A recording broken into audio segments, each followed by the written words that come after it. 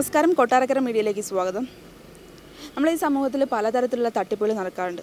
കൂടുതൽ തട്ടിപ്പുകൾ നടക്കുന്നതും ഈ ഓൺലൈൻ വഴിയുള്ള തട്ടിപ്പുകളാണ്. ഒരുപാട് പേര് ഈ തട്ടിപ്പിന് ഇരയാകാറുമുണ്ട്.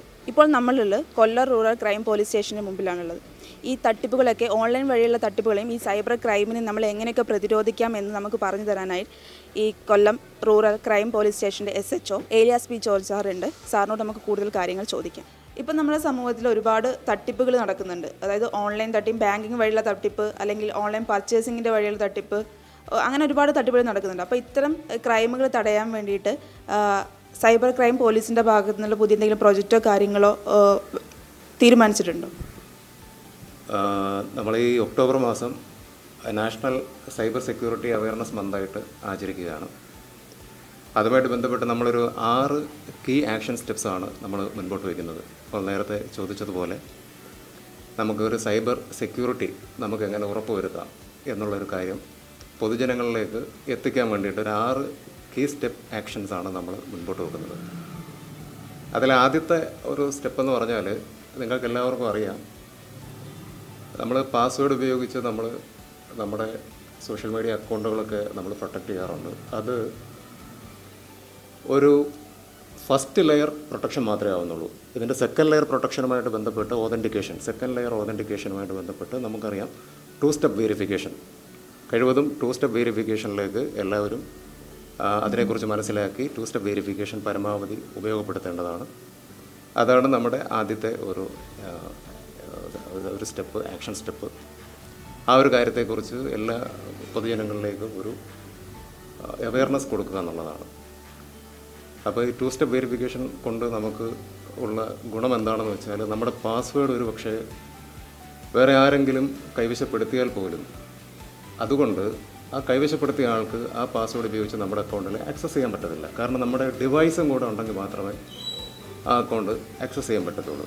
അപ്പോൾ 2 സ്റ്റെപ്പ് വെരിഫിക്കേഷനിൽ ഈ ഒരു സെക്കൻഡ് ലെയർ ഓതൻറ്റിക്കേഷനോടെ വരുമ്പോഴത്തേക്ക് ഒരു നല്ലൊരു പരിധി വരെ ഇത്തരത്തിലുള്ള ബോധവൽക്കരണം കൊണ്ട് പാസ്വേഡ് പ്രൊട്ടക്റ്റ് ചെയ്യാം, നമ്മുടെ അക്കൗണ്ട് പ്രൊട്ടക്റ്റ് ചെയ്യാൻ സാധിക്കും എന്നുള്ളത് ഒരു കാര്യം. പിന്നെ രണ്ടാമത്തെ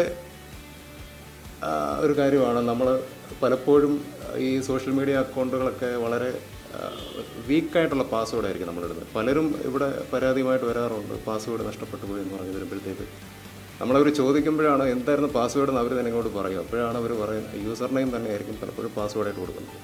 ചിലർ പാസ്വേഡ് അല്ലാതെ കൊടുക്കാറുണ്ട്. എങ്കിൽ പോലും നമ്മൾ ശ്രദ്ധിക്കുക, ആൽഫ ന്യൂമറിക് ക്യാരക്ടേഴ്സും കൂടെ ഉപയോഗിച്ച് സ്ട്രോങ് ആയിട്ടുള്ളൊരു പാസ്വേഡ് ബിൽഡ് ചെയ്ത് മാത്രം ഉപയോഗിക്കാനായിട്ട് ശ്രമിക്കുക.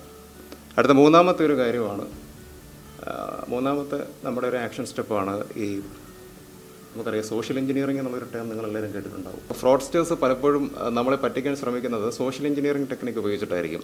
അത് നമുക്കറിയാം, പലർക്കും അറിയാവുന്ന കാര്യങ്ങൾ. സ്മിഷിംഗ് ഉണ്ട്, ഫിഷിംഗ് ഉണ്ട്, വിഷിംഗ് ഉണ്ട്. വോയിസ് വഴി നമ്മളെ പറഞ്ഞ് പറ്റിക്കുന്നത് ഇമ്പേഴ്സണേഷനാണ്.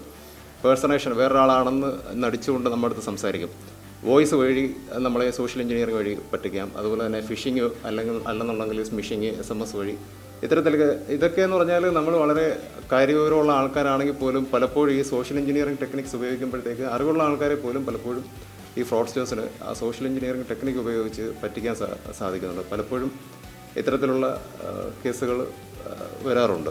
അപ്പോഴും നമുക്ക് തോന്നും ഇത് എങ്ങനെ പറ്റിക്കപ്പെട്ടു എന്ന് ചോദിക്കുമ്പോഴത്തേക്ക് നമ്മളെ വിശ്വാസത്തിലെടുക്കുന്ന തരത്തിലുള്ള പല വസ്തുതകളും അവർ നമ്മളെ കൺവേ ചെയ്തിട്ടാണ് ഈ ഫ്രോഡ്സ്റ്റർ, ഈ വലിയ വിദ്യാഭ്യാസമുള്ള ആൾക്കാരെ പോലും ഇത്തരത്തിൽ സോഷ്യൽ എഞ്ചിനീയറിംഗ് ടെക്നിക്ക് വഴി പറ്റിക്കുന്നത്. അപ്പോൾ ഇതിനെക്കുറിച്ചുള്ള ഒരു ബോധവൽക്കരണം വളരെ അത്യാവശ്യമാണ്. അതിനെക്കുറിച്ചുള്ള അവയർനെസ് ക്ലാസ്സുകളും മറ്റുമൊക്കെ സോഷ്യൽ മീഡിയ വഴിയും മറ്റുമൊക്കെ കണ്ടക്ട് ചെയ്യുന്നുണ്ട്. അതുപോലെ തന്നെയാണ് നമ്മളിപ്പോൾ ഏറ്റവും കൂടുതൽ കാണുന്ന ഫിനാൻഷ്യൽ ഫ്രോഡ്സ്റ്റേഴ്സിന് ഇപ്പോൾ ഓൺലൈൻ ഫിനാൻഷ്യൽ ഫ്രോഡ് ഒരുപാട് നടക്കുന്നുണ്ട് നമ്മുടെ നാട്ടിൽ. അത് ഈ പറയുന്നത് പോലെ തന്നെ സോഷ്യൽ എഞ്ചിനീയറിംഗും ഇതിനകത്തൊരു ഭാഗമാണ്. ഏതെങ്കിലും ഒരു കമ്പ്യൂട്ടർ റിസോഴ്സസ് ഉപയോഗിച്ചിട്ടായിരിക്കും ഇവർ ഈ പറയുന്ന പേഴ്സണേഷൻ നടത്തി നമ്മളെ ചീറ്റ് ചെയ്യുന്നത്. അത്തരത്തിലുള്ള കാര്യങ്ങളും ഞാൻ നേരത്തെ പറഞ്ഞിട്ടുണ്ടായിരുന്നു. നമ്മുടെ ഏതെങ്കിലും ഒരു ഡേറ്റ നമ്മുടെ സമൂഹത്തോടു കൂടി തന്നെ നമ്മുടെ ഡേറ്റ പുറത്ത് പോയിട്ടുണ്ടാവും. ആ ഡേറ്റ അതൊരു പക്ഷേ നമ്മുടെ ഫോൺ നമ്പർ ആവാം, അല്ലെങ്കിൽ അഡ്രസ്സ് ആവാം, അല്ലെങ്കിൽ ഇമെയിൽ അഡ്രസ്സ് ആവാം, എന്തോ ആവാം. അതിലൂടെ നമ്മളെ വിശ്വാസത്തിലെടുത്തുകൊണ്ട് അവർ നമ്മളെ അപ്രോച്ച് ചെയ്യുന്ന സമയത്ത് അവർ പല കാര്യങ്ങളും പറയുന്നു. അത് നേരത്തെ പറഞ്ഞതുപോലെ അയാൾ ഏതെങ്കിലും ഒഫീഷ്യൽ കപ്പാസിറ്റി ഉള്ള ആളാണ്, അല്ലെങ്കിൽ ഏതെങ്കിലും ഓഫീസറാണ് എന്നുള്ള വ്യാജേനയായിരിക്കും അയാൾ സംസാരിക്കുന്നത്. അത് ഈ പറയുന്ന വിക്ടിമിനെ വിശ്വാസത്തിലെടുക്കാനായിട്ട് അയാൾ പല കാര്യങ്ങളും പറയും. ആ വിശ്വാസത്തിൽ വരുന്ന രീതിയിലുള്ള പല കാര്യങ്ങളും പറയും. ഇപ്പോൾ ഉദാഹരണം പറയുകയാണെന്നുണ്ടെങ്കിൽ നിങ്ങൾ ഏതെങ്കിലും ഒരു ഓൺലൈൻ ഷോപ്പിൽ നിങ്ങൾ ഏതെങ്കിലും ഒരു മെറ്റീരിയൽ എന്തെങ്കിലും ഒരു പ്രോഡക്റ്റ് നിങ്ങൾ വാങ്ങിയെന്ന് വിചാരിച്ചു. വാങ്ങി കഴിയുമ്പോഴത്തേക്ക് ഇൻ കേസ് നിങ്ങളുടെ മൊബൈൽ നമ്പർ അല്ലെങ്കിൽ നിങ്ങളുടെ കോൺടാക്ട്സോ വേട്ടെവർ ബി നിങ്ങൾ തന്നെ നിങ്ങളുടെ കൺസെൻറ്റോട് കൂടി തന്നെ ഒരു പക്ഷേ പുറത്ത് പോയിട്ടുണ്ടാകും. അപ്പോൾ നിങ്ങൾ ആ ഇൻസ്റ്റൻറ്റ് നിങ്ങൾ സാധനം വാങ്ങി ഇൻസ്റ്റൻറ്റ് തന്നെ നിങ്ങൾക്കൊരു കോൾ വരികയാണ്, ഞാൻ ഇന്ന ഓൺലൈൻ ഷോപ്പിൽ നിന്ന് വിളിക്കുകയാണ്, നിങ്ങൾക്ക് ഇന്ന പ്രൈസ് അടിച്ചിട്ടുണ്ട്, അല്ലെങ്കിൽ അതിന് തത്തുല്യമായിട്ടുള്ള ഇന്ന കാര്യങ്ങൾ നിങ്ങൾ ചെയ്യണം, അതിനുവേണ്ടി ഒരു ചെറിയ എമൗണ്ട് അടക്കണം എന്നൊക്കെ പറയുമ്പോഴത്തേക്ക് ആദ്യം പറയുന്ന ഒരു ചെറിയ എമൗണ്ട് ആയിരിക്കും. ആ ചെറിയ എമൗണ്ട് നമ്മൾ ആദ്യം അടയ്ക്കുമ്പോഴത്തേക്ക് പിന്നെ നമുക്ക് ക്യൂരിയോസിറ്റി ആയി, അല്ല ഇനിയിപ്പോൾ അപ്പോൾ പിന്നെ അവർ ഈ ഫ്രോഡ്സ്റ്റർ എന്ത് ചെയ്യും, വീണ്ടും അവർ കൂടുതൽ തുക ആവശ്യപ്പെടും. അപ്പോൾ ഇത്രയും തുക കൂടെ അടച്ചാൽ അപ്പോൾ അവർ വിചാരിക്കുക എന്നാൽ കുറച്ചുകൂടെ അടയ്ക്കാമല്ലോ എന്നുള്ള രീതിയിൽ ഉള്ള ഒരു സോഷ്യൽ എഞ്ചിനീയറിംഗ് ടെക്നിക്ക് അഡോപ്റ്റ് ചെയ്തുകൊണ്ടാണ് ഈ പലപ്പോഴും ഈ നമ്മുടെ ഈ ഓൺലൈൻ ഫിനാൻഷ്യൽ ഫ്രോഡ് സാധാരണ രീതിയിൽ നടക്കുന്നത്. പിന്നെ അതിനുശേഷം പറയാനുള്ളതാണ് ആറാമത്തെ ഭാഗമാണ് സോഫ്റ്റ്വെയർ അപ്ഡേഷൻ. നമുക്കറിയാം ഈ പറയുന്ന സോഫ്റ്റ്വെയർസ് ഔട്ട്ഡേറ്റഡ് ആയിക്കൊണ്ടിരിക്കുമ്പോഴത്തേക്ക് വൾണറബിലിറ്റി കൂടുതലായിരിക്കും. അപ്പോൾ അതിൽ ഒരു അറ്റാക്ക് ഉണ്ടാകാനുള്ള സാധ്യതയുണ്ട്. അപ്പോൾ അതുകൊണ്ട് നമ്മൾ കാലക്രമത്തിൽ സോഫ്റ്റ്വെയർസിന് അപ്ഡേഷൻ കൊടുക്കുക. ഇത്രയും കാര്യങ്ങളാണ് പ്രാഥമികമായിട്ട് നമ്മൾ ഈ പറയുന്ന സൈബർ സെക്യൂരിറ്റി അവയർനെസ് മന്തായിട്ട് നമ്മൾ ആചരിക്കുന്ന ഈ ഒക്ടോബർ മാസത്തിൽ പൊതുജനങ്ങൾക്ക് വേണ്ടിയിട്ട് ഉള്ളൊരു അവയർനെസ് എന്നുള്ള രീതിയിൽ പറയാനുള്ളത്. ഈ സൈബർ ക്രൈം എന്ന് പറയുമ്പം പലതരത്തിലുള്ളതുണ്ട്. പലർക്കും ഡൗട്ടാണ് ഇന്ന തരത്തിലുള്ള ക്രൈം ഈ ഗണത്തിൽ പെടുന്നതാണോ എന്ന്. അത് ഈ ഓൺലൈൻ ഫ്രോഡിൻ്റെ മാത്രമല്ലാണ്ട് ഒരുപാട് ഈ ക്രൈമുകൾ ഈ സൈബർ ക്രൈമിൻ്റെ ഗണത്തിൽ പെടുന്നുണ്ട്. അപ്പോൾ ഏതൊക്കെയാണ് ഈ ഇതിൽ വരുന്നതെന്ന് പറയാം. അത് ഇൻഫർമേഷൻ ടെക്നോളജി ആക്ട് പ്രകാരം ഉള്ള കുറ്റകൃത്യങ്ങളാണ് നമ്മൾ സൈബർ ക്രൈം കേസുകളായിട്ട് നമ്മൾ രജിസ്റ്റർ ചെയ്ത് അന്വേഷിക്കുന്നത്. നമുക്ക് ആദ്യം ഒരു വകുപ്പുണ്ടായിരുന്ന കാര്യം ഡിഫമേഷൻ അപകീർത്തിപരമായിട്ടുള്ള കാര്യങ്ങൾ നമ്മൾ കമ്പ്യൂട്ടർ സോഴ്സസ് വഴി വല്ലതും പ്രചരിപ്പിക്കുകയാണെന്നുണ്ടെങ്കിൽ 66A ഉണ്ടായിരുന്നു. അതിപ്പം ബഹുമാനപ്പെട്ട സുപ്രീം കോടതി റിപ്പീൽ ചെയ്ത വകുപ്പാണ്. അതിനുശേഷമുള്ളത് 66C ഉണ്ട്. 66C എന്ന് പറയുമ്പോൾ നമുക്ക് എല്ലാവർക്കും അറിയാം ഐഡൻറ്റിറ്റി തെഫ്റ്റ് നമ്മൾ പലപ്പോഴും വരുന്നുണ്ട്. നമ്മുടെ സോഷ്യൽ മീഡിയ അക്കൗണ്ട് ഹാക്ക് ചെയ്തു എന്നൊക്കെ പറഞ്ഞ് നമുക്കിവിടെ പരാതി വരാറുണ്ട്. അതാണ് ഐഡൻറ്റിറ്റി തെഫ്റ്റ് എന്ന് പറയുമ്പോൾ. ഈ 66C ഐഡൻറ്റിറ്റി തെഫ്റ്റ് എന്ന് പറയുമ്പോഴും നമ്മൾ അതിനകത്തൊരു കാര്യം നമ്മൾ ഓർക്കണം. ഒരു യൂണിക് ഐഡൻറ്റിറ്റി ആയിരിക്കും. ഇപ്പോൾ എൻ്റെ ഫോട്ടോയാണ്. എൻ്റെ ഫോട്ടോ എന്ന് പറയുന്നത് എനിക്ക് മാത്രമുള്ളതാണ് എൻ്റെ ഫോട്ടോ എന്ന് പറയുന്നത്. പക്ഷേ എൻ്റെ പേര് ഈസ് ഡിഫറെൻറ്റ്. അത് ഒരു യൂണിക് ഐഡൻറ്റിറ്റി ആയിട്ട് നമുക്ക് കാണാൻ സാധിക്കില്ല.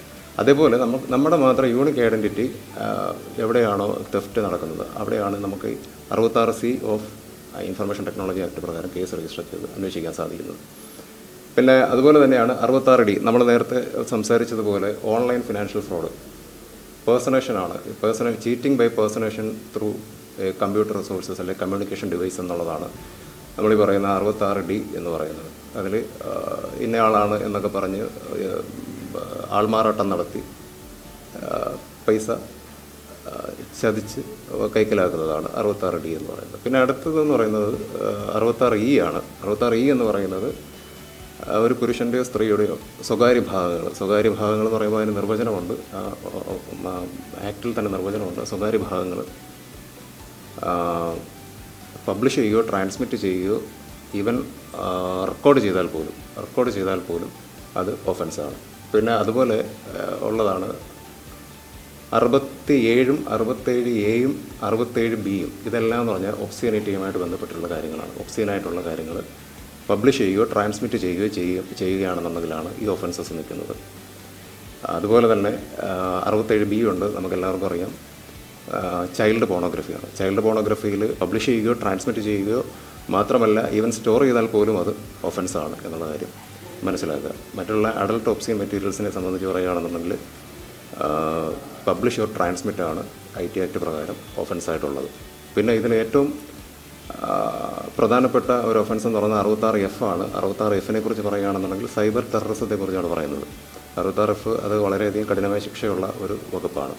66F എന്ന് പറഞ്ഞാൽ നിങ്ങൾക്ക് ഒരു പക്ഷേ അറിയാമായിരിക്കും ലോൺ വോൾഫ് ടെററിസം എന്നൊക്കെ പറയുന്നത്. നമുക്ക് ടെററിസം പലരും ഈവൻ ഒരു സ്മാർട്ട് ഫോൺ ഡിവൈസ് ഉണ്ടെങ്കിൽ തന്നെ നമുക്ക് അല്ലെങ്കിൽ ഒരു കമ്പ്യൂട്ടർ ഡിവൈസ് ഉണ്ടെന്നുണ്ടെങ്കിൽ എവിടെ നിന്ന് വേണമെങ്കിലും ഇത് ചെയ്യാൻ സാധിക്കും എന്നുള്ളൊരു കാര്യമാണ്.